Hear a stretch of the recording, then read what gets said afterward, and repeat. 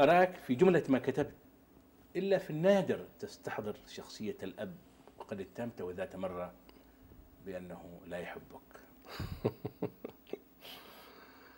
يعني يمكن الإنسان كل ما تمر به السنين أو السنون حسب مدرسة الكوفة كلما يقدر دور أبيه أكثر.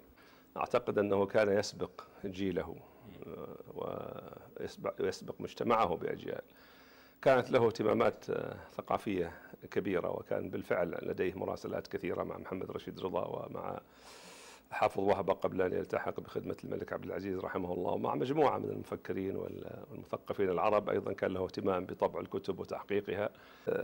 كان الخليج لم يكن مستقلا، كان تحت وصاية بريطانية كما نعرف جميعا، وكان هناك دائما وأبدا نوع من التوتر في العلاقة بين المملكة العربية السعودية وبين بريطانيا، وكان ينعكس طبعا هذا على ممثل الملك عبد العزيز في هذه المناطق. وهذا جزء موثق لسبب بسيط، أنه دخل الوثائق البريطانية، ولكن لم تكن المهمات محددة. يعني كانت المهمات متنوعة ومختلفة. يعني هو كان يسمى رسميا الوكيل التجاري أو الممثل التجاري، ولكن كان في الواقع يقوم بجميع يعني ما يقوم به السفير الآن.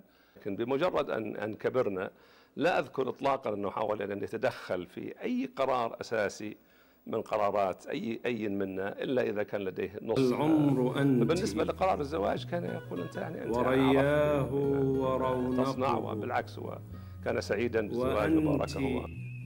أطهر ما فيه وأصدقه. يارى أم الحلم في روحي يهدهدها؟